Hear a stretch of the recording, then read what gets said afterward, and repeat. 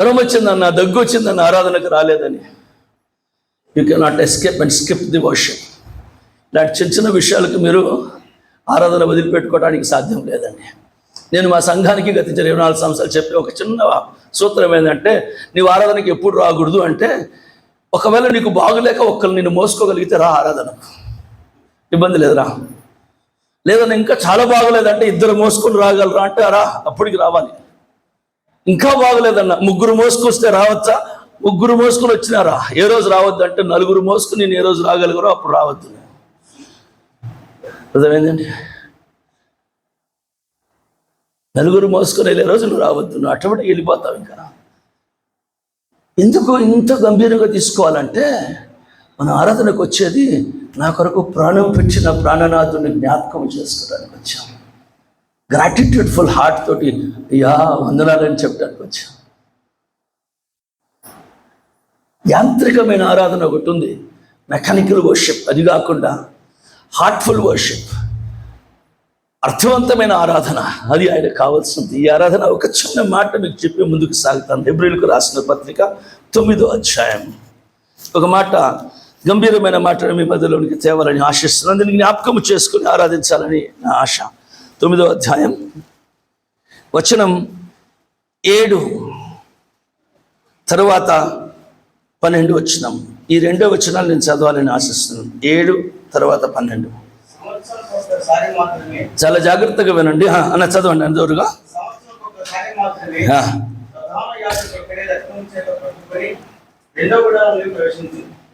ఆ రక్తము తన కొరకును ప్రజల అజ్ఞాన కృతముల కొరకును అప్పుడు అర్చించు. 12 వచనం. మేకల యొక్కయు కోడెల యొక్కయు రక్తముతో కాక తన స్వరక్తముతో ఒక్కసారి పరిశుద్ధ స్థలంలో ప్రవేశించెను. చాలండి, వందనాలు. 2 వచనాలు చాలా జాగ్రత్తగా గమనించండి. ఆరాధనకు సహకారంగా మీరు ఆరాధన చేసేటప్పుడు ఆరాధనకు విలువను తెలిపే ఈ ఆరాధన క్రమాన్ని. పాత నిబంధన కాలంలో అయితే సంవత్సరమునకు ఒక్కసారే ప్రధాన యాజకుడు మాత్రమే రక్తమును చేత పట్టుకొని 2వ గుడాన్ని ప్రవేశించేవాడు. సంవత్సరానికి ఒక్కసారి అంటే 364 రోజులు సిద్ధపాటు చేసుకొని 365వ రోజున ప్రవేశించేవాడు లోపలికి.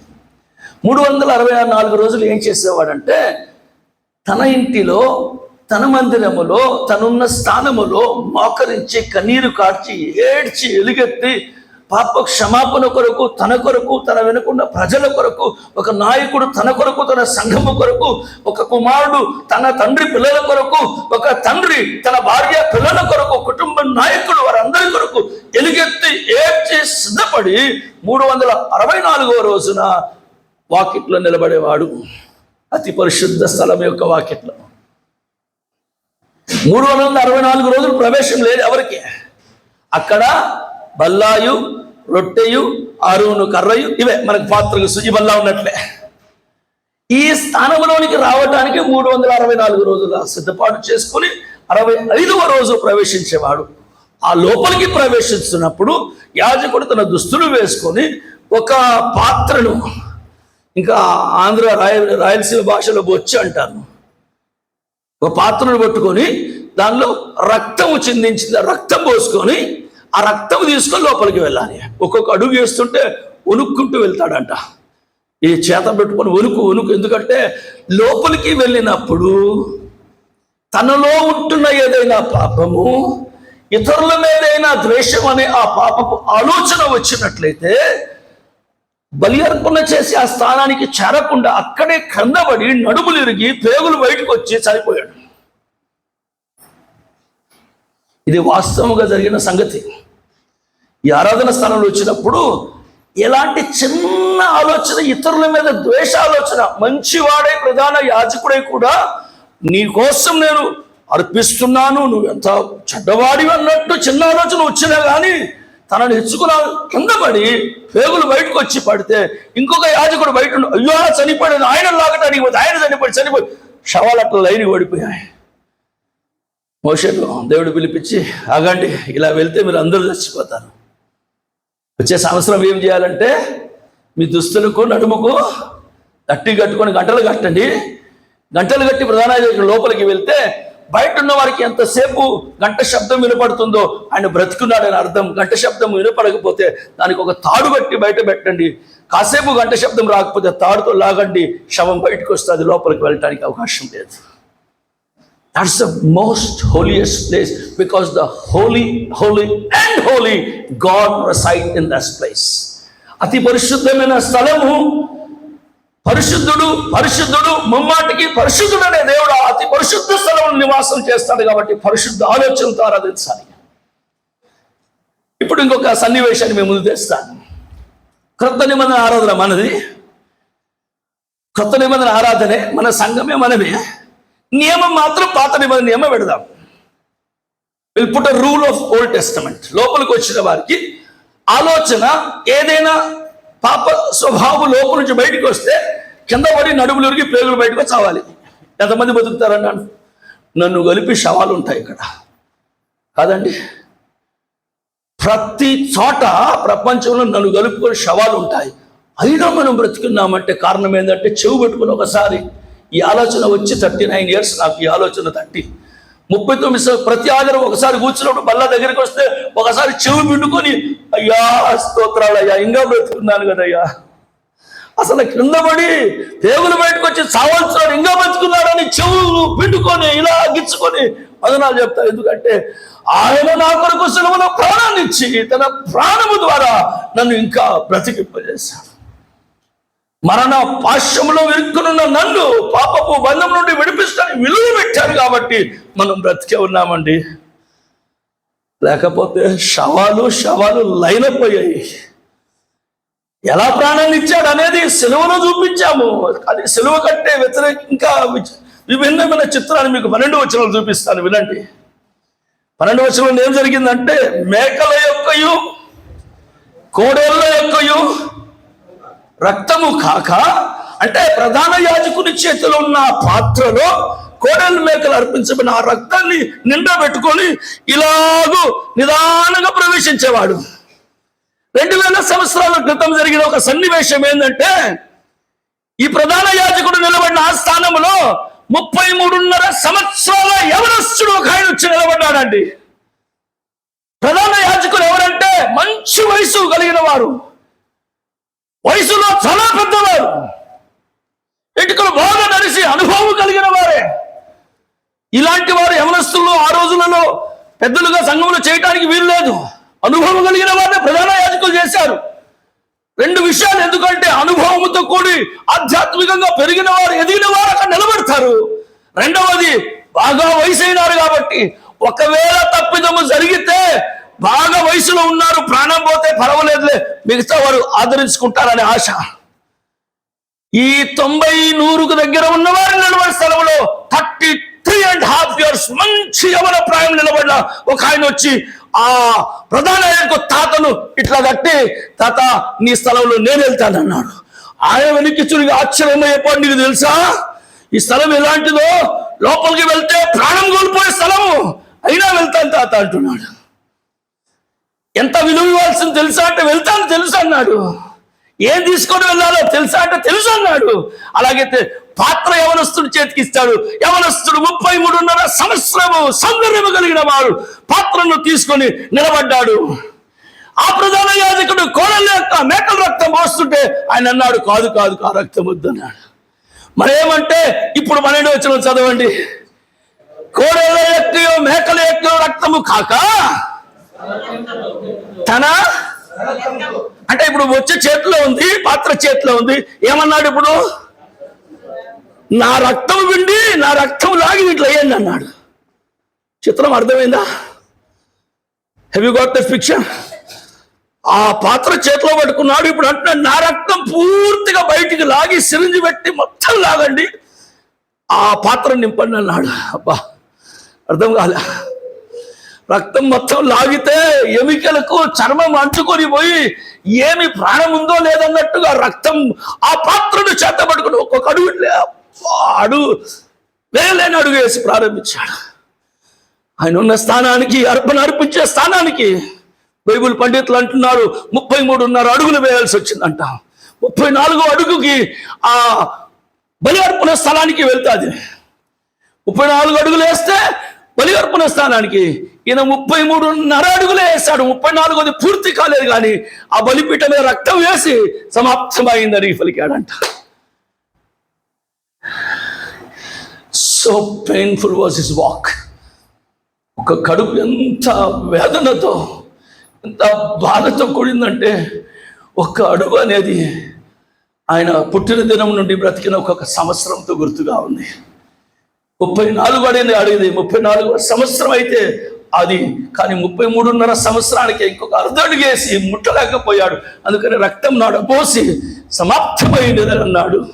ఆ సమాప్తమైన అన్నప్పుడే ఆ మధ్య గోడ పడిపోయింది, ఆ తెర చీలిపోయింది. ఇది జరిగింది వాస్తవంగా ఇక్కడ వివరణ ఉన్నది, కానీ practically this was accomplished in the cross of Calvary. ఈ వివరణ ఇక్కడ వస్తుంది కానీ ఆధ్యాత్మికంగా మనకు, కానీ ఇది ప్రాయోగికంగా జరిగినది సిలువలో. ఆ పాత్రను అక్కడ వేసి సమాప్తమైన అన్నాడు. నిన్ను నన్ను విడిపించే విధానం సమాప్తమైంది అన్నాడు. ఎంత గొప్ప విలువ అండి. ఒక్కొక్క అడుగు వేస్తుంటే రక్తం అంతా పిండి వేసిన అడుగు చర్మము ఎముకలకు అంటుకొని ఒక కంకాలు స్కెల్టన్ లాగా అడుగులు వేస్తుంటే ఎంత వేదనతో అడుగులు వేశాడంటే, ఊహించరాని వేదనతో అడుగేస్తూ వెళ్ళాడు. మనము శిలువ యాత్రను మాత్రం ధ్యానించి స్తుతులు చెల్లిస్తామే, కానీ ఆయన పుట్టిన పుటక ధ్యానిస్తే అది భయంకరంగా అర్థం కాని అంత లోతైన సత్యం. ఎన్ని కృతజ్ఞతలు చెల్లించినా తక్కువే. ప్రభువా మమ్మను రక్షించావు, ప్రభువా మమ్మను కాపాడు. No, it is not worship అండి.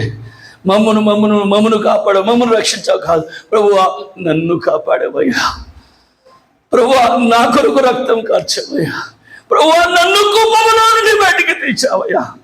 This is called worship. Is a personal worship, it's not a combined worship. ఆరాధన అనేది వ్యక్తిగత సంబంధమైంది. వ్యక్తిగతంగా నేను కృతజ్ఞత చెల్లించవలసిన ఆరాధన. ఒకరుగా నాయకులుగా రొట్టె విరిచి మాకందరికీ కలుగు చేస్తున్న మేలని అంటారే, కానీ స్తుతులు చేసేటప్పుడు వ్యక్తిగతంగా ప్రతి ఒక్కరు నేను నా కొరకై చేసిన మేలును జ్ఞాపకం చేసుకోవాల్సిన అవసరం ఉంది. ఎందుకంటే నన్ను జ్ఞాపకము చేసుకోండి అన్నాడు. ఆయన పుట్టిన ఆ పుట్టుకలోనే వేదన ఉందండి. శిలువయాత్రలు మాత్రమే కాదు, సింహాసనాసీనుడై ఉండి విడిచిపెట్టకూడని భాగ్యం అని యెషయా అంటాడు. ఆకాశం నా సింహాసనం, భూమి ఆయన గాత్రం చెప్పండి. టెల్ మీ హిస్ డెన్సిటీ ఎంత ఉంటుంది? ఆకాశం మీద కూర్చుంటే భూమి మీద కాలు, అన్న కుర్చీల మీద కూర్చుంటే కాలు. నేను ఈ బల్ల స్టేజ్ మీద కూడా నా కాలు దగ్గర కిందికి, ఇక్కడ కూర్చుని తగులుతా లేదు. ఆయన ఆకాశం కూర్చుంటే భూమి మీద కాలు వస్తాయి. ఇది కూర్చుంటే ఆకాశం కూర్చుంటే ఇక్కడ ఆకాశం మహాకాశంబులు పట్టాని అక్షరేకరుడు అన్నాడు. బైబిల్ గ్రంథంలో పౌలు గారు వర్ణించినట్లు 3 ఆకాశాలు అన్నాడు.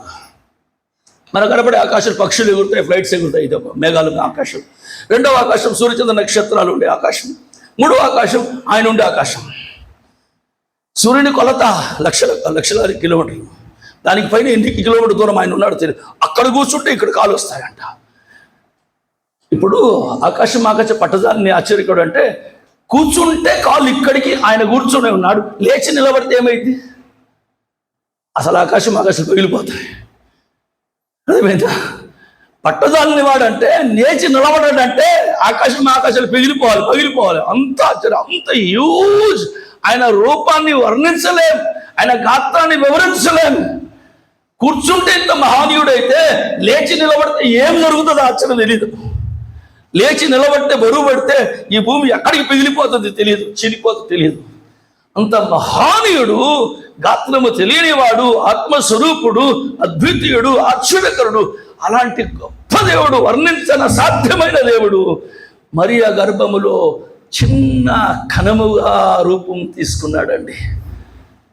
So huge density God, huge powerful God taken a shape of an atom in womb of Mary. మరియ గర్భంలో ఒక చిన్న కణ రూపం తీసుకున్నాడండి. మీకు తెలుసా, ప్రపంచంలో అన్నిటికంటే చిన్న వస్తువు ఏదంటే అటమ్, కణమే. కంటితో కనబడదు. Atom is the smallest item in this world. అయితే ఈ చిన్న అటమ్ అనేది most powerful item in this world. ఈ అటమ్తోనే అటమ్ బాంబ్ అవుతుంది. సెకండ్ వరల్డ్ వార్లో నాగాసాకి, హిరోషిమా, జపాన్ మీద పడిన ఆ ఎన్బిసి న్యూక్లియర్ బయాలజికల్ కెమికల్ వెపన్స్తో యుద్ధం చేసిన అటమ్ బాంబ్ తర్వాత ఇప్పటికీ దాదాపు 70 సంవత్సరాలుగా ఎక్కువ పడిపడిన ప్రతి కుటుంబంలో ఒక కుంటివాడు, ఒక గుడ్డివాడు, ఒక చెవిటివాడు, ఒక మూడువాడు ఇప్పటికీ బయాలజికల్ ఎఫెక్ట్ నుండి ఇప్పటికీ పుడుతున్నారు. అటమ్ బాంబ్ అంత పవర్ఫుల్. చిన్న అటమ్ అయిపోయాడు మరి గర్భమున. ఎంత వేదన అనుకున్నారు మీరు? Become an small atom, how painful it is. ఆయన పుట్టిన దినము భూమి మీద నరుడుగా నడవటము, నరుడుగా వాక్ చేయటం, మనకు ఆయన మానవత్వంలో దైవ కుమారుడుగా సంపూర్ణ దేవుడుగా కనిపిస్తున్నాడే. కానీ ఆ వేదన ఒక్కొక్క సంవత్సరం గడుస్తుంటే, ఆయన ఉన్న స్థానము ఇప్పుడు ఉంటున్న ఈ స్థితిగతులు చూస్తుంటే భయంకరమైన వేదనలోని దాటి వెళ్ళాడు. అదే నా రక్తము పిండి స్వరక్తాన్ని తీసుకొని ఎముకకు చర్మము కలుసుకొని స్కెల్టన్గా నడిచిన విధానంగా 33.5 సంవత్సరాలు జీవించాడండి. ఇప్పుడు యజ్రానమ్మ ఆరాధనలు మాట్లాడుతూ చెప్పాడుగా, అందును బట్టి అన్నాడు 10వ వచనం ఫిలిప్పీ 2:10 అన్నాడు. Therefore, what's therefore? ఎందును బట్టి? ఉన్నత స్థానాన్ని విడిచిపెట్టకూడని భాగ్యమని ఎంచలేదు కాబట్టి, తగ్గించుకున్నాడు కాబట్టి, రిక్తుడయ్యాడు కాబట్టి, హిందీ బైబిల్ అన్నాడు అప్నే ఆప్కో శూన్య బనా దియా, హి కౌంటెడ్ హిమ్సెల్ఫ్ యాజ్ జీరో. అందును బట్టి ఉన్నత స్థానానికి వెళ్ళాడు. ఈ కణముగా ఎవరైతే చిన్నంగా దిగి ఎంత కిందికి జారుతా అంత కిందికి దిగితే అంత ఉన్నత స్థానానికి వెళ్ళిపోతామంట. ఇది సూత్రం. ఎంత హెచ్చించబడతాం అంత కిందికి నలగొడతాడంట. తను తాను హెచ్చుకుంటే ముఖము ముక్కు గుర్తు తెలియకుండా కింద బోర్ల పడేస్తాడు. లేచి నిలబడితే ఎవరో గుర్తుపట్టలేము. తగ్గించబడితే తూకం ఎట్లాంటి, ఇక్కడ తగ్గిస్తే ఇక్కడ ఎక్కిస్తాడు, ఇక్కడ తగ్గిస్తే ఇక్కడ ఎక్కిస్తాడు. మనం ఎక్కించుకుంటే ఆయన కింద పడేస్తూ ఉంటాడు. అందునే అందరికంటే పైనామము ఆకాశం అందే కానీ, భూమి అందే కానీ, భూమి కిందే కానీ ఆయన నాము కంటే మరొక నామము లేదు. ఎంత తగ్గించుకున్నాడంటే, మనం అనుకుంటాము యోహాను సువార్త 14వ అధ్యాయంలో ఆ భోజనం కంటే ముందు శిష్యుల పాదాలు కడిగాడు. శిష్యుల పాదాలు కాదండి, నా పాదాలు కడిగాడు ఆయన.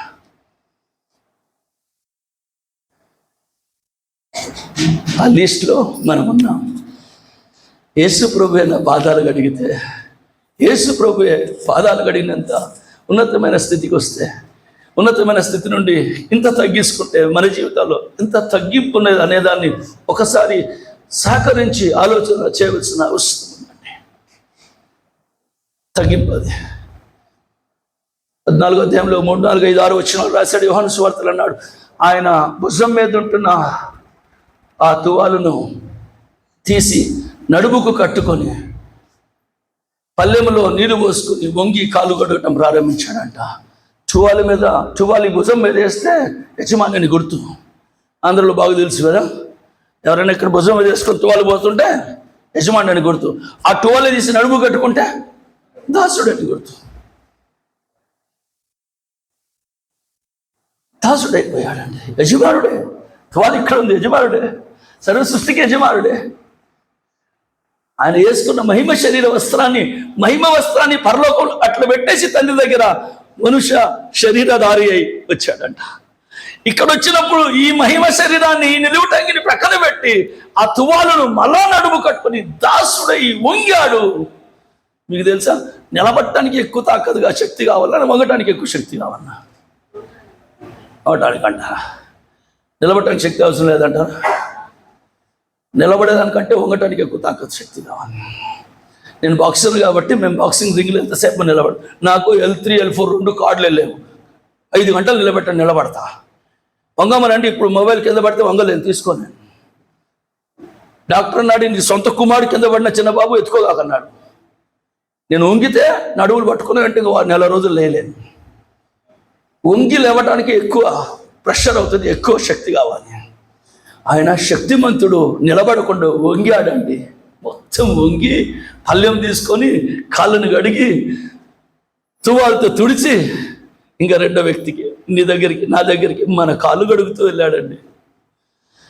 ఇలాంటి క్రియను చేసి, ఇలాంటి కార్యములు నీ కొరకు నా కొరకు చేసి ప్రేమించి సెలవులో ప్రాణం పెట్టాడు కాబట్టే మనం ఆదివారం ఆరాధనకు వస్తున్నాం. వీటిని జ్ఞాపకము చేసుకోవటానికి వస్తున్నాం.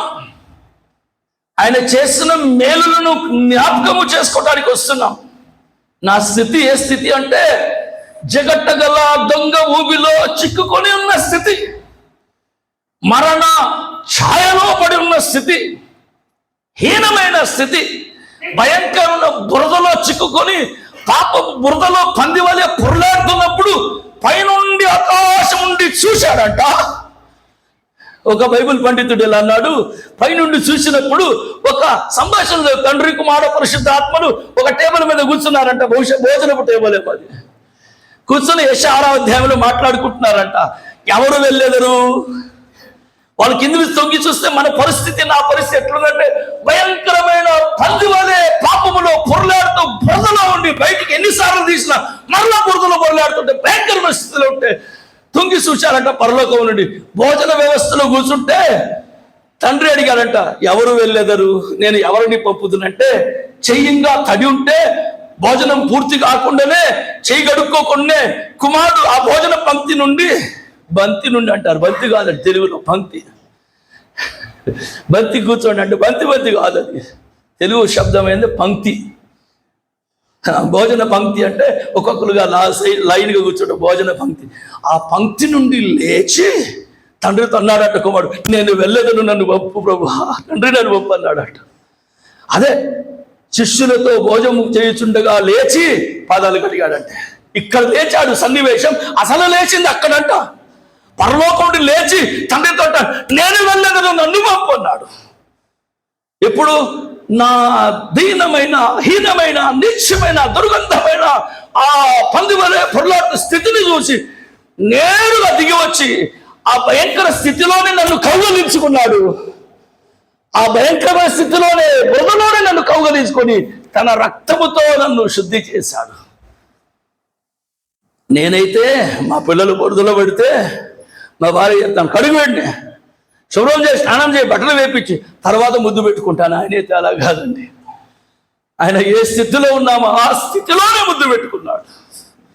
తప్పిపోయిన కుమారుడు అండి. పందుల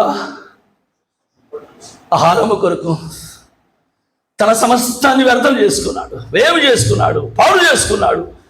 పందులు తిను పొట్టు చోటుకు వెళ్ళి అక్కడ రాశాడు. అక్కడికి వెళ్ళినప్పుడు అతనికి బుద్ధి వచ్చినప్పుడు, ఎప్పుడు బుద్ధి వచ్చిందంట? పందులు దుర్వాసన దగ్గరికి పోతే బుద్ధి వచ్చింది.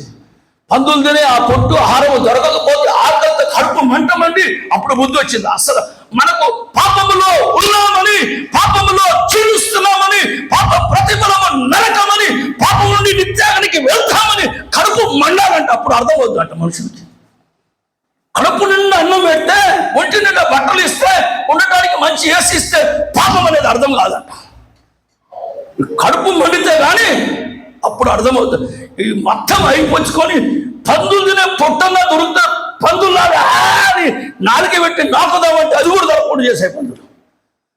ఇప్పుడు దుర్వాసన కలిగి ఎన్ని రోజులు స్నానం చేయలేదో తెలియదు, ఎన్ని రోజులు బట్టలు వేసుకోలేదో తెలియదు. అసలు ఎటికలు పెరిగిపోయాయి, గడ్డం చేసుకోలేదు, చెప్పులు లేవు, చెప్పులు తెగిపోయాయి. కాళ్ళ నడక నడవటానికి ఇప్పుడు నిర్ణయం చేసుకున్నాడు, ఏమని? నా తండ్రి ఇంటికి వెళ్తా.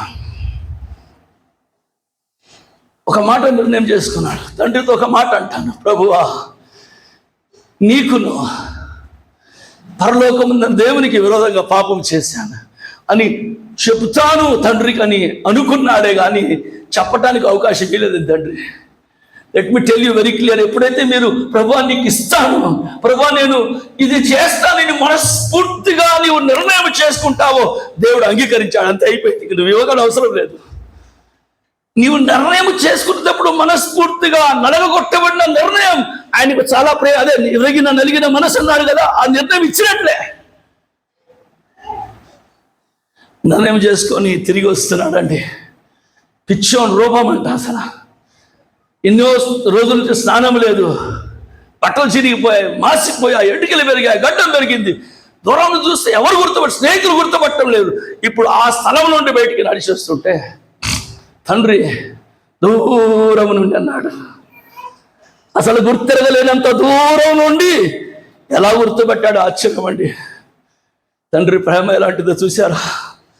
పరలోకము నుండి పాపపు కుంభంలో దుర్గంధ శుభవాసన కలిగిన స్థితిలో పందిన దొడ్డిలో ఉన్న నన్ను కూడా పరలోకం నుండి గుర్తుపెట్టి అక్కడి నుండి దిగొచ్చాడు అండి.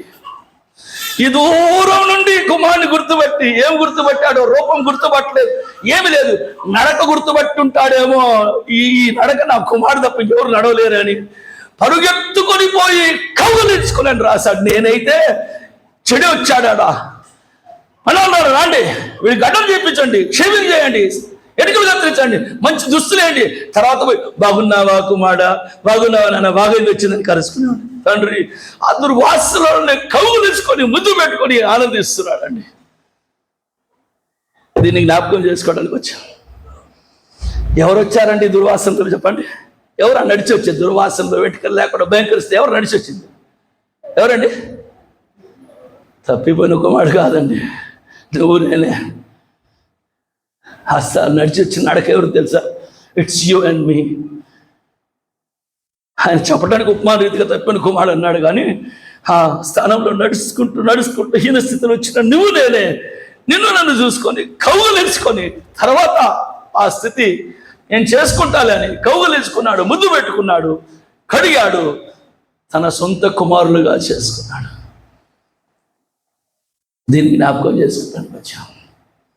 That's what I said, it's a serious business. ఆరాధన ఎంత గంభీరమో అందుకే చెప్పాను, చాలా ప్రాముఖ్యమైనది, చాలా అద్భుతమైనది. దీన్ని మర్చిపోరాదు. నా అంశానికి వస్తాను, క్షమించండి. నా అంశం కంటే నేను కావలసిన ఆరాధన అంశంలోనికి వెళ్ళాను. నా అంశం 5 అంశాలు చెప్పాను మీ మధ్యలో. ప్లెంటీనెస్ వరకు వచ్చాము. తోట యొక్క సమృద్ధి. 6వది పార్ట్నర్షిప్ ఇన్ ద గార్డెన్. ఏదైనా తోటలో జత పనివారం, partnership in the garden. Mark సువార్త 16వ అధ్యాయం 20వ వచనం. నేలను సిద్ధపరచుటకు ఆయన ఆజ్ఞయగా, తర్వాత ఆయన మనకు చేసిన మేలులను జ్ఞాపకం చేసుకుంటూ మార్కు సువార్త 16:20లో వచ్చాం. ఆదికాండం 2వ అధ్యాయం నుండి తలపోస్తున్నాం ఈ అంశాలు. మనం తోటని గురించి, ఒక చేతన తోట, ఒక చేతన సంఘము. పాత నిబంధన తోట, క్రొత్త నిబంధన సంఘం. ఈ 2 నియమాలు ఒకటే, రెండిట్లో ఉంటున్న అంశాలు ఒకటే. తోటలు ఎలా ఉన్నారు అలాగే సంఘంలో ఉండాలి. తోటలు జరిగిన విషయాలు సంఘంలో జరగాలి. క్రొత్త విషయాలు వేరే జరగటానికి వీలు లేదు. ఆయన చెప్పినట్లే చేయాలి. ఇప్పుడు ఆ తోటలో మొదటిగా నిర్మాణం చూసాం. ఆ తోటలో ఏం చూసాం? రెండవది పొజిషన్ ఆఫ్ ద గార్డెన్, తోట యొక్క దిశ, సంఘం దిశ. 3వది వ్యక్తులు. 4వది మీ అన్న నువ్వు వచ్చి అడిగేవాడు అని తెలిస్తే మేము ముందు చేయకపోయినామని నేను వరకు చెప్పిపోతే ఇంకేం లాభం. 4వది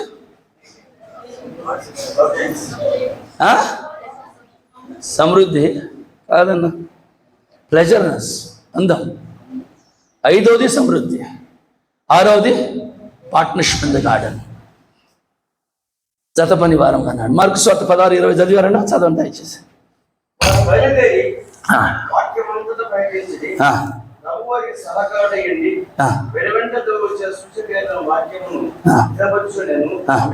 శిష్యులతో ప్రభువు సహకారి అయి ఉండి వారి పరిచర్యను, వారి వాక్యాన్ని స్థిరపరచుతుంది. సహకారి అంటే he was their coworker with them. శిష్యులు ఎక్కడెక్కడ వెళ్ళి వాక్య పరిచర్య చేశారో, ఎక్కడెక్కడ దేవుని సువార్త చాటించాడో అక్కడ వారి జత పనివాడుగా ఉన్నాడు. ఎంత అద్భుతం అండి! ఏ మూలకు వెళ్ళినా ఇప్పుడే అన్న చెప్తున్నాడు, మన సౌత్ ఇండియా ఎంత మేలు అండి అని. మీరు మా కర్ణాటక బెల్గాంకి వచ్చి చూడండి, భయంకరమైన స్థితి మా స్థితి. యాంటీ కన్వర్షన్ బిల్లు వచ్చినప్పుడు బాడిగిన్నెలు ఆరాధన చేయకుండా మొత్తం తోలివేశాం. 4-5 ఆరాధన మందిరాలు ఉన్నప్పుడు సొంత మందిరాల్లో ఒక్కొక్క మందిరాల్లో 6-7 ఆరాధనలు జరిగాయి. వేరే వేరే ఆరాధనలు వచ్చేసి ఆరాధన చేయని కూడా ఆపివేశాను. క్రైస్తవుల మీద ప్రతి ఆధారం ఒక టార్గెట్ పెట్టుకొని దాడి చేశాను. వారిలో కూడా ప్రభు ఆరాధించడానికి అవకాశం ఇచ్చాడు. అయితే ఇప్పుడు శిష్యులతో అన్నాడు, వారు వాక్య పరిచర్య చేసిన ప్రతి చోట ఆయన వారికి సహకారి అయి ఉన్నాడు, జత పనివాడుగా ఉన్నాడు. జత పనివాడు అంటే కాడి కట్టేది 2 ఎద్దులు కదా, ఒక పక్కన మనల్ని పెడతాడు, రెండో పక్కన ₹1,00,00,000 50 లక్షలు ఇచ్చిన ఎద్దులు కాదు. ఏం పెడతారు రెండో పక్కన? ఏముంటుంది? ఆయన సొంతంగా ఉంటాడండి. అబ్బా, దిస్ ఇస్ కోవర్కర్ అంటే, కోలేబరర్ అంటే మనలో కట్ల పెట్టేసి కాడి పెట్టేసి రెండోది ఖాళీగా ఉంటే ఆయన సొంతంగా మెడని బట్టి చలో హూ హూ హూ అంటాడు. ఇది వినియాడు అంటే, ఇది తోట అంటే, ఇది తోటలో పని అంటే అప్పుడు ఎంత ఆనందం అంటే, ఎంత బలం అంటే, ఎంత అందం అంటే, పని చేయటానికి కృషి చేయటానికి అంత ఆనందం. ఎందుకంటే నాతోటి జత పనివాడు, నా తోటి కాడి మోయేవాడు నా ప్రభు ఉన్నాడండి.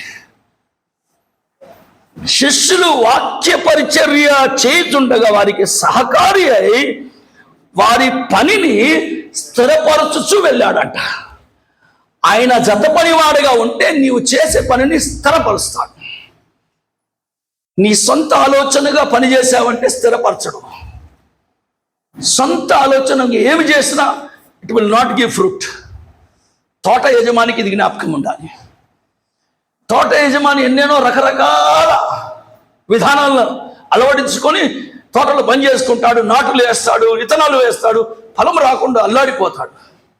సాధారణమైన రైతు ఏం చేస్తాడు? ఏమీ తెలియదు, పెద్ద జ్ఞానం లేదు, టెక్నికల్ కాదు, సైంటిస్ట్ కాదు, ఈ అగ్రికల్చర్ సైన్స్ తెలియదు. సాధారణంగా తెలిసింది ఏదో అని అతను నాటుకుంటూ పోతాడు. అతన్ని అడిగితే ఏదన్నా ఏం పంట అంటే ఎకరకు 40 బస్తాలన్నా అన్నాడు. అమ్మ, మేము అగ్రికల్చర్ సైన్స్ ఫాలో చేసిన 10-20 బస్తాలు, నీకు ఎకరకు 40? That is highest. 40 బస్తాలు వడ్లా 10 ఎకరాలకు ఎంతన్నా? అంటే సాధారణ రైతు, అసలు ఏం జ్ఞానం లేదు. ఏం జ్ఞానం అంటే, ప్రభువా నీవు ఇస్తే చాలయ్యా, నాటుకొని వెళ్తున్నాడు, ప్రార్థన చేసుకున్నాడు, ఆనందంతో కోతకి వెళ్ళాడంట. చాలా అధిక తెలివైపోయి సైన్స్ ఎక్కువ పెరిగి తన జ్ఞానముతోటి పనిచేస్తుంటే స్థిరపరచబడలేకపోతున్నాం. అవసరం, జ్ఞానం అవసరం, ఆ స్థలానికి అవసరం, కానీ ఈ వాక్య జ్ఞానం అనేది అవసరం. ఇది లేకుండా ఎంత జ్ఞానం ఉపయోగించినా లేదండి. దీన్ని నవలాల్సిందే, సందేహం లేదు. ఇదిగో 1979 రక్షించబడిన నాటు నాకు ఇచ్చారు నా సంఘంలో. అంటే తెలుగు చదువుకోలేక తెలుగు బైబిల్ ఇచ్చారు. ఇప్పుడు దీన్ని పట్టుకొని నవ్వులుతా ఉన్నా, దీన్ని వదలటం లేదు. దీన్నే పట్టుకొని ఇంగ్లీష్ సందేశం ఇస్తా, దీన్నే పట్టుకొని తెలుగు ఇస్తా, దీన్నే పట్టుకొని మరాఠీ, దీన్నే బట్టి హిందీ, దీన్నే పట్టుకొని భోజ్పూరి, దీన్నే పట్టుకొని ఇంగ్లీష్, దీంట్లోనే అన్ని మార్చుకోండి. ఈ అక్షరాలు చూడండి బాగా, ఇది నమిలితే అప్పుడు అర్థమవుద్ది. మా సంఘంలో ఒక రూల్ పెట్టాను. ఏ వ్యక్తి అయితే ఆదికాండ ప్రకటన వరకు ఒక్కసారి చదవలేదో అతను సందేశం బోధ చేయడానికి వెళ్ళలేదు. మినిమం ఒక్కసారి చదవకపోతే ప్రసంగానికి ఎవరు నిలబడ్డాడు? యవనస్తులు పెద్దలు కూడా నిలబడ్డాడు. పంజాబ్లో బోధ చేస్తుంటే 2 సేవకులు వచ్చారు 3 days ఎవాంజలిస్ట్ కాన్ఫరెన్స్లో. 2 వచ్చి కాన్ఫరెన్స్ అయిపోయినాక అన్నారు, బ్రదర్ ఆజ్కే బాద్ హమ్ సందేశ్ దేనా చోడ్ దియా, ఈ రోజు నుంచి వాక్యం ఇచ్చి వదిలిపెట్టాను. ఏంటంటే ఎవాంజలిస్ట్ కదా అంటే, మీరు చెప్పినట్టు నిజంగా ఒక్కసారి కూడా బైబిల్ పూర్తి చదవలేదన్నా, అయిపోయినాక మళ్ళీ సందేశం ఇస్తాను, ఎల్డర్కి అప్పగిస్తాను అన్నాను. గుండెలు పగిలిపోయాను నేను. ఇలాంటి వారు కూడా ఉన్నారా? మా ఊర్లో ఫ్రిడ్జ్లో కేక్ పెడతాము, వాషింగ్ మెషిన్లో కేక్ పెడతాము, ఫ్రిడ్జ్లో బట్టలు ఉతుకుతామండి. ఏంది అలా చూస్తున్నారు మీరు? ఫ్రిడ్జ్లో బట్టలు ఉతుకుతాము, వాషింగ్ మెషిన్లో కేక్ పెడతామండి, ఐస్ కేక్ పెట్టుకుంటాము. మీ ఊర్లో లేదలా? ఏం మాట్లాడరు, అలా చూస్తే నవ్వుకుంటారు లేదా? వాషింగ్ మెషిన్లో కేక్ పెట్టరా మీరు? ఏం చేస్తారు వాషింగ్ మెషిన్లో? కేక్ ఫ్రిడ్జ్లో ఎవరు చెప్పారు మీకు అలా చేయాలని? ఎవరు చెప్పారు? దాంతో ఒక మాన్యువల్ వస్తుందండి, ఇన్స్ట్రక్షన్ మాన్యువల్ కదా. దాంట్లో రాసి ఉంటాడు 230 volt, ఇది బట్టలు ఇన్ని వేయాలి, ఇన్ని కేజీలు వేయాలి, ఎక్కువ వేస్తే ఆడదు, ఆటోమేటిక్ డ్రైయర్ అని, ఫ్రిడ్జ్లో ఇంత టెంపరేచర్కి ఐస్ అవుతుంది అని రాస్తాడు. మా అవ్వ, మా చిన్నాని పెద్దనాన్నలో అవ్వ వరుస, ఆమె పెన్షన్ పోగు చేసి 23,000 ఫ్రిడ్జ్ తెచ్చింది. పాపం మనవాడు తీసుకొచ్చింది రూబేన్. ఫ్రిడ్జ్ ఆన్ చేసేటప్పుడు రూబేన్ అన్నాడు, అవ్వ నీ పెన్షన్ ఫ్రిడ్జ్ వచ్చింది, ఆన్ చేసినట్టు ఆగు అన్నది. ఏంద్రా అంటే, ఒరే 10 నెలలు పెన్షన్ కొద్దిగా పోగు చేసి తెచ్చిండ్రా, అది వచ్చిన వరకు ఇది కాలిపోతే నీ కాడ డబ్బులు తీసుకుంటా. బాగా చదువు, దీన్ని బాగా చదువు, ఏమేమి రాసిన చదివావా? వాడు భయపడి ఇంకొకసారి చదివాడు, మళ్ళా జోరుకు చెప్పాడు, అవ్వ ఇట్టి రాశాడు, ఇప్పుడు ఒత్తురా అనింది. ఇప్పుడు ఒత్తురా అంటే నీ వెట్ట బతకాలు అనేది ఇన్స్ట్రక్షన్ మాన్యువల్. ఇది అసలు ఇది చదవకుండా ఏం బాధ చేస్తావు మరి? ఇది ఒక్కసారైనా ఆదికాండ ప్రకటన వరకు తిప్పకుండా నువ్వు బోధ చేస్తే ఫ్రిడ్జ్లో బట్టలు ఉతకమని, వాషింగ్ మిషన్లో కేక్ పెట్టమని చెప్తావు. అందుకే సంఘాలు పాడు, ఆత్మీయ జీవితాలు పాడు, విశ్వాసాల కుటుంబాలు పాడుతాయి. ఈ రోజు నుంచి ప్రమాణం చేసుకోండి, ఇక్కడి నుంచి వెళ్ళకముందు. మా సండే స్కూల్ టీచర్ చెప్పారండి, దేవసాయం గారు. నేను 6th 7th స్టాండర్డ్లో ఉంటే చిన్నగా సండే స్కూల్ వాక్యం బోధలాగా చెప్తుంటే నేర్పిస్తే రే కూర్చో అన్నాడు. ఏంది అంకుల్ అంటే, బైబిల్ ఒకసారి చదివేది అంకుల్, చదవలేదు అన్న. 8th స్టాండర్డ్లో నిర్ణయం చేసుకున్నాను, ప్రభువా చదువుతాను. 3.5 సంవత్సరాలు పట్టింది ఫస్ట్ పూర్తి అవ్వటానికి. 3.5 సంవత్సరాలు అసలు వాక్యం చెప్పేది లేదు. దేవుని కృపలో రక్షించబడిన 79 నుంచి 37 సార్లు క్రొత్త నిబంధన, 17 సార్లు పాత నిబంధన. December 31 ముగించాను. 38, 18 వేరువేరుగా చదువుకుంటూ మరలా ప్రారంభించాను. నేను అనుకున్నాను, ఆ ప్రభువా ఇప్పుడు నేర్పిస్తున్నావేమంటే, నేను చెప్పాలని ఇంతసారి చెప్పాను. ఎందుకంటే ఆశ కలిగించి ఛాలెంజ్గా మీరు చదవాలని, గొప్పతనం కాదు. కానీ ఇన్నిసార్లు చదువుకున్నా నాకు బైబిల్ కనుంది 10%, 10% కూడా అర్థం కాలేదండి. కమ్ టు నో 10%, 10% అర్థం కాలే. ప్రతిసారి చదువుతుంటే ఈ కోణంలో యాంగిల్స్లో తిప్పి మాట్లాడుతూ ఉంటారు, అసలు అర్థం కాని సత్యం. ఇంజనీరింగ్లో 16 సబ్జెక్టులు, ఇంత బుక్స్లు సెమిస్టర్కి తీసి మూలపడేస్తే అయిపోతుంది. ఇది అయిపోవటం లేదండి. ఇదే పుస్తకం, అందుకే చెప్పాను 79 నుంచి ఇప్పుడు వరకు ఇంత ఈ చేతులు ఇదే అర్థం కావట్లేదు. అసలు 66 పుస్తకాలు అర్థం కావట్లేదు. ఇన్నిసార్లు చదివినా 10% అర్థం కాని దైవ గ్రంథం ఎంత లోతైన సత్యం. 31st సాక్ష్యం చెప్పి 31వ తేదీన 2023లో అయిపోయింది. 5 నిమిషాలు ఉందని చెప్తుంది. ఇది 31 డిసెంబర్ 2023లో నేను సాక్ష్యం చెప్పి కూర్చున్నాండి. నేను ఇట్లా 17 సార్లు పూర్తి బైబిల్, 37 సార్లు కొత్త నిబంధన, ఇప్పుడు 38, 18 సార్లు ప్రారంభిస్తాను. 12 కొట్టి 2 నిమిషాలు కూర్చుంటే, అది హాసంలో వసంత్ కుమార్ అని చెప్పాను కదా, నా మెంటర్ ఆత్మీయుడు. ఆయన భార్య, ఆయన ప్రభు దగ్గర వెళ్ళిపోతే డెల్సెక్ అని ఆంటీ ఉంది. ఆమె ఇప్పుడు దుబాయ్లో ఉంటూ నాకు ఒక మెసేజ్ చేసింది 12 ఆమె ఏమని మెసేజ్ చేసిందంటే, నేను నా పుట్టక తేదీ 1 జనవరి, ఈరోజు 72వ సంవత్సరం ప్రవేశించాను. 71 సారి బైబిల్ చదివి 72వ సారి ఈ రోజు నుంచి ప్రారంభిస్తాను. సిగ్గుపోయిందండి, సిగ్గుపోయింది. అసలు నాకు సిగ్గు అనిపించింది. వయసు 71 అయిపోయి 72వ సారి ప్రారంభిస్తుందంట. మన జీవితం ఉంటుందండి. సహకారి అయి ఉంటాను, స్థిరపరుస్తాను. ఏం స్థిరపరుస్తాడంటే, నీవేం చదివావో, ఏం ఉన్నదో ఉన్నట్టుగా ఇక్కడ ఉన్నది చెప్పాలి, ఇంకేం లేదు. అసలు పురాణ కథలు, ఏదేదో జరిగిన కథలు కాకుండా నీ ఆత్మీయ జీవితంలో జరిగిన మేలు చెప్పుకోవచ్చు. కానీ ఇది the word of God, he proved it. దాన్ని స్థిరపరిచాడు, వాక్యాన్ని స్థిరపరిచాడు. అందుకే అన్నాడు, నేను మీ జత పనివాడని. 1 కొరింథీ 12:27 చదువుతారా? 2-3 మాటలు, 5 నిమిషాలు ముగిస్తేస్తాను. 1 కొరింథీ 12:27-28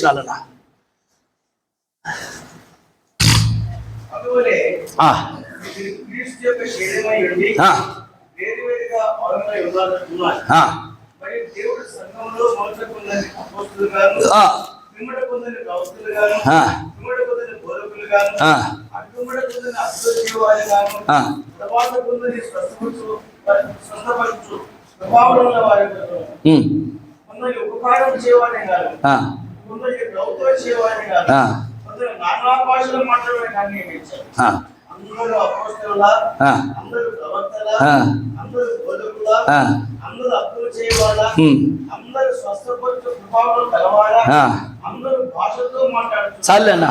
అర్థమైపోతుంది మనకు కదా. క్రమముగా పెట్టాడంట అన్ని సంఘములు, ఒక్కొక్కటి క్రమంగా పెట్టాడు. క్రమం దాటిపోకూడదండి. అపోస్తులు పునాదులు ఉన్నారు, ప్రవక్తలు పునాదులు ఉన్నారు, భాషలు పునాదులు వేశారు. ఇప్పుడు ఎవరున్నారంటే సువార్థికులు గాను, పెద్దలు గాను, సంఘములో పరిచయం చేసేవారుగా పెట్టాడంట. ఇప్పుడు అపోస్తులు అనేవారు చాలా మంది న్యూ అపోస్తుల్ చర్చ్ అని అపోస్తల్ అని పేరు పెట్టుకుంటారు. లేదు, ఇప్పుడు పునాదులు ఉన్నారు. ఈ మందిర పునాది ఎక్కడుంది? నెల ఉంది. కనిపిస్తుందా? కనిపిస్తుంది. అయిపోయింది వాళ్ళ కథ. కట్టబడుతున్న విశ్వాసములో రాళ్ళుగా బోధకులుగా, విశ్వాసులుగా కట్టబడుచు ముందుకు వెళ్ళారు. క్రమం ఉంది. క్రమము లేనిది అక్రమము, క్రమము తప్పితే అక్రమము. అక్రమము చేయువారులా నా యొద్ద నుండి. ఏదైనా క్రమం తప్పితే అక్రమమే. ఏదైనా దేవుని సందు ఏ క్రమం తప్పినా అక్రమమే. జత పనివాడు అన్నాడు. వారు పరిచర్య చేస్తే, వాక్యం చెబుతూ, సువార్త చేస్తూ వెళ్తే ప్రతిదీ క్రమముగా చెప్పాడు. ఈ సేవ, ఈ సువార్త ఎక్కడ చేయాలంటే తోటలో చేయాలి, దేవుని మందిరంలో చేయాలి. ఈ తోటను సమృద్ధి చేయాలి. ఇది సమృద్ధి అయినాక బయటికి అన్నుల మధ్యలో వెళ్ళాలి. ఇంటిలో జల్లని వాడు ఏదంట రచ్చ గెలుస్తాడు. అసలు ఇంటిలోనే గెలవలేదంట, ఇంటిలోనే సువార్త లేదంట, ఇంటిలోనే వాక్యం నేర్చుకోలేదంట, ఇంటిలోనే బైబిల్ చదువు. తర్వాత బహిరంగ ప్రసాదం బైబిల్ పెట్టి ఏ ప్రశ్న చేస్తావు? అందుకే ఎదుటోడు వచ్చి వాదిస్తాడు. ఎదుటోడు ఒక ప్రశ్న అడిగితే కూలిపోతాడు. ఈ మాన్యువల్ చదవండి, సువార్త కొరకు వెళ్ళండి, ప్రయాసపడండి. సమాప్తం చేయబోతున్నాను. ఇదే జత పనివాడు. అనేక చాలా అంశాలు ఉన్నాయి, కానీ నేను త్వరలో ముగిచేస్తాను. శిష్యులతో ప్రభు సాకారుడై అంతం వరకు వారి వాక్యాన్ని స్థిరపరిచాడు, సువార్తను స్థిరపరుస్తాడు. తెస్సలోనికు రాసిన పత్రిక ఒకే వచనం నాది, ముగించుకు 2వ అధ్యాయం 3వ వచనం అండి. 3వ వచనం, 3, 4 కలిసే 4 చదివిన చాలన్నా. 2, 4 మొదటి తెస్సలోనికు పత్రిక 2వ అధ్యాయం 4వ వచనం. సువార్తను మాకు, అమ్మా జాగ్రత్తగా వినండి అన్న, listen carefully. He is our co-worker. జత పని వాడై ఉన్నాడు. తోటలో ఉన్నాం, తోటలో పని చేస్తున్నాం. మనం చేసే, శిష్యులు చేసే పనిని సీల్ చేశాడు, నమ్మాడు, స్థిరపరిచాడు, వారికి తోడుగా సాకారి ఉన్నాడు. ఇప్పుడు సువార్తను మాకు అప్పగించుటకు ఏం చేశాడంట? సువార్త మన చేతికి. He has handed over the gospel to you and me. ప్రతి విశ్వాసికి సంఘం తోటలో పనిచేసే సువార్త చేతికి అందించాడు. హ్యాండెడ్ ఓవర్ అంటే అన్న ఇది తీసుకోండి, ఇది తీసుకో. ఏం చేశాను? నేను వెళ్ళేటప్పుడు తీసుకుంటానా, వదిలిపెట్టిపోతానా? చెప్పండి అన్న. ఒకవేళ నేను వెళ్ళిపోయినాక మర్చిపోతే బాబుకు ఫోన్ చేసి నా మొబైల్ ఇస్తా అంటే, అంకుల్ నాకు ఎప్పుడు ఇచ్చారంటే అన్నాడు అనుకోండి, అప్పుడేం చేస్తారు? మీరందరూ మీరు వెలుగుతారు కదా, అంకుల్ ఇచ్చాడని. తప్పకుండా ఇవ్వాలి. ఇప్పుడు లోకమంతా సాక్ష్యముగా పెట్టుకొని సువార్తని నా చేతికి అందించాడంటే, యు గట్ ద పాయింట్. సువార్త చెప్పకపోతే పౌలు అన్నాడు నాకు, అమ్మ హిందీలో ఏమన్నాడు తెలుసా? యది మే సువార్త సుసమాచారం నీ బాటం మేరే ఊపర్ హాయ్ అన్నాడు. హాయ్ అంటే చనిపోయిన గుండె బాదుకుని అంటారు, హాయ్ అంటారు కదా. ఆ తెలుగు హిందీ భాషలో దాన్ని వాడాడు, హాయ్ అని. ఏడుపు, శ్రమ, బాధ అన్నాడు సువార్తను. ఎందుకంటే అప్పగించాడు. Handed over to each of you. ప్రతి విశ్వాస చేతికి సువార్త నువ్వు చాటించాల్సిందే, మరో విధానం లేదు. సువార్త చాటించి ఒక్క ఆత్మనైనా నీవు సంపాదిస్తే అక్కడ జీవికట్టం ఎదురు చూస్తాడు. లేకుంటే కిరీటం లేకపోతే ఏమంటాడు తెలుసా? తలలో ఎంటికలు లేకపోతే ఏమంటారు మనుషుల్ని? చెప్పండి ఏమంటారు? బోడివాడా ఎంత బాగుంది అసలు, ఇది నాకు కొంత ఎంటికలు లేకపోతే మా అక్క మనోడు కూర్చొని ఇక్కడ తలకాయ వెళ్ళిచ్చాడు, బోడివాడా బోడివాడా బోడివాడా తాత అంటాడు. 4-5 సార్లు వింటే కోపం వచ్చి, లేదా అందరు ఎదురు బోడివాడు అంటున్నావు అంట. నీకు నాకు కిరీటం లేకపోతే మన తర్వాత, ఇప్పుడు 40 సంవత్సరాలు అయింది కదా మనకు, మన తర్వాత నిన్న మొన్న రామక్క సీతక్క రక్షించబడతారు చూడు. వాళ్ళు వచ్చి ఏందన్నా ప్రసంగం చేసావు సీత, ఆ చిత్తూరుకు వచ్చి నీకు ఒక కిరీటం లేదు, బోడాడన్నా ఎచ్చుకెళ్ళన్నా అంటే ఎట్లుంటుంది? తలంచుకోవాల్సి వస్తుంది. సువార్తను అప్పగించాడు, handed over. Be careful, be careful. కృషి చేస్తాం, భయపడిన అవసరం. ఆయన మనకు తోడుగా ఉన్నాడు, స్థిరపరుస్తాడు, బలపరుస్తాడు. అంధకారములు అప్పగించుటకు యోగ్యులమని ఎంచి ఆయన పూర్తి చేయన మాటను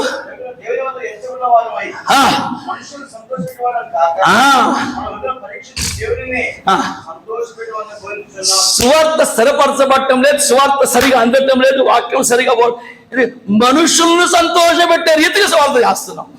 పని ఎలాగుందంటే టు ప్రేస్ మెన్. అక్కడికి పోతే ఆ సంఘానికి తగినట్లు, ఆ వ్యక్తులు తగినట్టు మాట్లాడకపోతే మళ్ళీ పిలవకపోయిన ఇబ్బంది లేదన్న, పిలవకపోయిన ఇబ్బంది లేదు. ఉన్నది ఉన్నట్టుగా చెప్పేవారు కావాలి దేవునికి. సర్వ్ చేసుకునేవారు కావాలి. నేను మథురా నుండి యూపీ నుండి కమెంట్ వస్తే థామస్ వర్గీస్ అంకుల్ అని ఆయన పెద్ద 2 మాటలు చెప్పాడు. మస్తానంతో షేర్ చేశాను నేను కారులో. 2 విషయాలు. ఒకటి, నువ్వు ఇప్పుడు దాకా లక్షలాలు సంపాదించుకుంటున్నావు, బయటికి పోయినాక ఏమి తీసుకొని అంటావేమో, ఎక్కడికైనా సేయకపోతే ఏమి ఇచ్చినా తీసుకున్నాను. లేదంకుల్ అట్లా చేయని, నేను తీసుకోనంటే ఉదాహరణ చెప్పాడు. నువ్వు పెద్ద భవంతికి పోయి ప్రార్థన చేసి బయటకు వస్తావు, ఏమి తీసుకోలే. పక్కన గుడిచింది ఒక విధవరాలు వచ్చి నువ్వు ప్రార్థన చేసిన 2 రూపాయలు 3 రూపాయలు చేతికి ఇస్తుంటే నువ్వు వద్దంటావు. ఆమెమనుకుంటుంది, ఈయనకు అక్కడ లక్షలు ఇచ్చుంటాము, నాది తీసుకోవటం లేదనుకుంటుంది. నీకు దేవుడు ఆశీర్వదించే 2 తీసుకో, అవసరం ఉన్న వారికి ఇమ్మన్నాడు. సరేనా అంకుల్ అన్నాను. రెండోది ఏంటంటే, వాక్యం పూర్తి చదవకుండా ప్రసంగానికి నిలబడగాకు. అసలు ప్రసంగం అనేది, వాక్యపు పిలుపు అనేది సంఘం ఆహ్వానించకపోతే ఎక్కడికి వెళ్ళొద్దు. నీ సంఘం స్థానిక సంఘం చూసుకున్నాడు. 24 సంవత్సరాలు పాటించానండి. 30 రాజ్యాలు, అండమాన్ నికోబార్ 5 దేశాలు, పిలుపు లేకుండా సంఘం నుండి కాలు బయట పెట్టలేదు. స్థానిక సంఘం నుండి ఎట్లా తెలుసుకున్నారు, ఎట్లా పిలిచారు నాకైతే తెలియదు. కానీ దీని నుండి ప్రభు వాడుకున్నాడు, పాటించాను, నియమాలు పెట్టుకున్నాను. ప్రభు తోడుగా ఉన్నాడు, వాక్యాన్ని స్థిరపరుస్తూ వెళ్ళాడు. చీకటిలో ఉన్న వారికి వెలుగును తేవటానికి నిన్ను కూడా ఉపయోగపరచాలని ఆశ సువార్తని చేతికి ఇచ్చాడు, అప్పగించాడు. ఒకరోజు వచ్చి లెక్క తీసుకుంటాడు. లెక్క ఇమ్మన్నాడు. 5 ఇస్తే 10 చేశాం, 2 ఇస్తే 4, 1 ఇస్తే ఏం చేశాం, పుడిచిపెట్టా. అప్పుడేమంటాడు, ముద్దు పెట్టుకుంటాడు, ఎంత మంచివాడయ్యా అని. చంపకు బట్టి బెల్లను వాస్తే దిమ్మ తిరిగిపోతుంది, అట్ట కొడతాడంట. పండ్లు కొరుకుతాయో చీకట్లో పడవేస్తాడంట. నువ్వేమనుకున్నావు, రక్షించబడ్డా బాగుందిలే, నా పని అయిపోయింది, నేను పరలోకానికి పోయి చాలా అనుకుంటున్నావు. నీ తోటి వారిని గురించి ఆలోచించవలసిన ఒక సవాలు నీ ముందు పెట్టి ముగిస్తున్నాను. చీకటిలో ఉన్న వారికి వెలుగును తెచ్చే బాధ్యత నీ మీద నా మీద పెట్టాడు కాబట్టి అందుకే సవాల్తో ముగిస్తున్నాను. చిన్న ఘటన జ్ఞాపకం వచ్చింది, ఒక్క 2 నిమిషాలు ముగిస్తుంది. ఒక తండ్రి కుమారుడు ఆ హాస్పిటల్ డిశ్చార్జ్ అయ్యి వచ్చి ట్రైన్లో కూర్చున్నారంట. కూర్చున్న తర్వాత డాక్టర్ అన్నాడంట, ట్రైన్ కదలకు ముందు 1 గంట సేపు ముందు పోయి ట్రైన్లో కూర్చో, చిన్న లోకల్ ట్రైన్. ఆడికి వెళ్ళిన తర్వాత కంటి ఆపరేషన్ అయితే ఆ కంటి పట్టి తీసేసి 1 గంట సేపు మూమెంట్ లేనప్పుడు ఆ ట్రైన్లో నుండి అన్ని వస్తువులు చూడటానికి అవకాశం కుమారుడికి. తర్వాత ట్రైన్ కదిలినప్పుడు సెట్ అవుతుంది అన్నాడు. 1 గంట ముందు వెళ్ళిపోయి కిటికీల దగ్గర 2 కూర్చొని తల్లి కొడుకు అది చూపించినాక నిదానంగా తెలిస్తే, చూస్తున్నాను అంట. నాన్న ఇదేనన్నా అడిగితే మేఘాలు అన్నాడు. అదేనంటే నీళ్ళు అన్నాడు, ఇది చెట్లు అన్నాడు, ఇది ట్రైన్ అన్నాడు, ఇది సీట్ అన్నాడు, ఇది కిటికీ అన్నాడు. అన్ని వివరాలు చెప్తే 1 గంట తర్వాత ట్రైన్ నిదానంగా ట్రైన్ బోగి ఫుల్ అయిపోయింది. స్టార్ట్ అయిపోయింది. ట్రైన్ స్టార్ట్ అయిన నిదానంగా వెళ్తుంటే ఈ అబ్బాయి కనీసం 28 ఏళ్ళ యవనస్తుడు జోరుగా కేకలు వేశాడు. నాన్న చెట్లు మనతో వస్తున్నానికి గంతులు వేశాడంట. ఈ ట్రైన్లో ఉన్న వాళ్ళందరూ వీడికి ఏం పిచ్చి పట్టింది, ఇంత పెద్దోడైపోయి చెట్లు వస్తున్నాయని కేకలు వేస్తున్నాడు. అదిగో నీళ్ళు అన్నాడు, కేకలు వేశాడంట. కాసేపు మేఘాలు మనతో వస్తున్నాడు, కేకలు వేశాడంట. కంపార్ట్మెంట్లో ఉన్నాడు, చీదురు పుట్టించి ఒక్కొక్కడు ఒక మాట, బుద్ధి లేదా వీడికి, ఆగమనండి, ఇంత కేకలు వేస్తాడు, గమనుండమని వాళ్ళ నాన్నను ఇష్టం వచ్చినట్టు మాట్లాడుతున్నాడు. వాళ్ళ నాన్న ఏమనుకోడు, గమనున్నాడని. అసలు మీ కుమారుడికి ఏమైనా మెంటలా, మతిపోయిందా అని కేకలు వేస్తుంటే ఇంకొక ఆయన లేచి, నాకు తెలిసిన మంచి డాక్టర్ ఉండి, మీరు ఆ పలాంటి చోటకు దిగుతారు కదా, అక్కడ ఈ డాక్టర్ పేరు అని పేరు రాసి మొబైల్ నెంబర్ ఇచ్చాడంట. నానేం మాట్లాడేదండి, డాక్టర్ దగ్గరికి చూపించామండి అన్నాడంట. మీరు సరైన డాక్టర్ కదా, ఇంకొకటి లేచి ఇంకొక మంచి స్పెషలిస్టు సైకాలజిస్ట్, ఇదిగో మానసిక వైద్యుడు, ఇంకొక నంబర్ ఇచ్చాడంట. మేము హాస్పిటల్ నుండి వస్తున్నామండి అన్నాడంట. మీ డాక్టర్ సరిలేదంటే అది కాదండి అన్నాడంట. 28 సంవత్సరాల క్రితం మా ఇంట్లో ఒక కుమారుడు పుట్టాడు. పుట్టుకతోనే గుడ్డివాడిగా పుట్టాడండి. అసలు పుట్టినరోజు నుంచి వెలుగంటే తెలియదండి, చెట్లు అంటే చూడలేదండి, మేఘాలు చూడలేదండి, నీళ్లు చూడలేదండి. మొదటిసారిగా నీళ్లను, మేఘాలను, చెట్లను చూసి వాడు ఆనందించే కేకలు వేస్తే ఎట్లా ఆపగలనండి? నేను కేకలు వేయలేనని ఆనందిస్తున్నానని మీరు ఏమన్నా నాకేం ఇబ్బంది లేదండి, ఎన్నన్నానండి, వాడిని ఆనందించనివ్వండి అంటే కంపార్ట్మెంట్లో ఉన్న వారందరి కంటిలో నీరు కారిపోయింది. క్షమించండి అయ్యా, మాకు తెలియకుండా అన్నామన్నాడు. నీ ప్రక్కన ఉన్న వారిలో, నీ వీధిలో, నీ గ్రామములో, కటిక చీకటిలో సువార్త వెలుగు తెలియని వారు ఎంతో మంది వేదనతో, గుడ్డితనంతో ఉన్నారండి. ఒక్కసారి సువార్త వెలుగు వారికి చెవులో వినబడితే ఈ గుడ్డి వాళ్ళగా గంతులు వేస్తారు పైకి, ఎగిరి ఎగిరి నానా చెట్లు, అయ్యో పరలోకం, అయ్యో నిత్య జీవం అని కేకలు వేస్తారండి వీధులు నిలబడి. ప్రయత్నం చేసి చూడండి, తలలు వంచుకుందాం. ప్రభుతో ఒక వాగ్దానం చేసుకుందాం. ప్రభువా, 40 సంవత్సరాలు గతించాయి, నా జీవితంలో 60 సంవత్సరాలు గతించాయి, నేను నమ్ముకుని 20 సంవత్సరాలు, నేను నమ్ముకుని 10 సంవత్సరాలు, 2 1. చీకట్లో ఉన్న వారి గురించి ఆలోచన చేయలేకపోయాను. ఇప్పుడు సవాలు తీసుకొని వెళ్తానయ్యా, సాయం చేయండి ప్రభువా, కృప చూపించయ్యా. ఒక్కరికైనా చీకటిలో నుండి వారిని వెలుగులోనికి బయటికి తేవడానికి ఈ కృపనిమ్మని ఒకసారి అడుగుతారా? ఎలుగెత్తి కన్నీటితో నీరు కార్చి కంటిలో నుండి ప్రభుని అడుగుతారా? ప్రభువా, క్షమించయ్యా, నీవు అప్పగించిన సువార్తను మర్చిపోయాను, వచ్చి లెక్క అడుగుతావే అనుకోలేదయ్యా.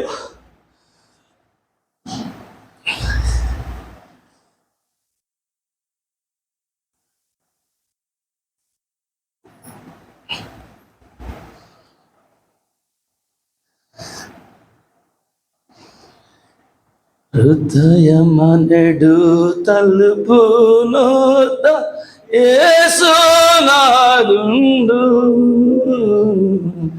హృదయమనెడు తలుపు నోత యేసునాదుండు,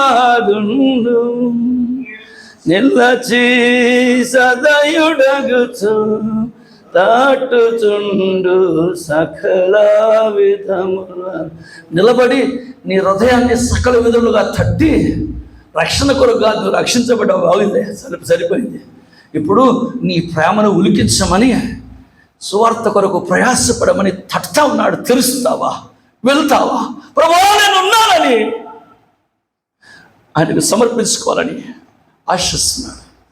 కృపగల దేవా, స్తోత్రాలయ్యా. నన్ను మమ్మల్ని బలపరిచినందుకు స్తోత్రాలు. మా జీవితాన్ని సరిదిద్దినందుకు యేసుక్రీస్తు నామమున పెడుతున్నాము తండ్రి. ఆమేన్. అందరికీ వందనాలు.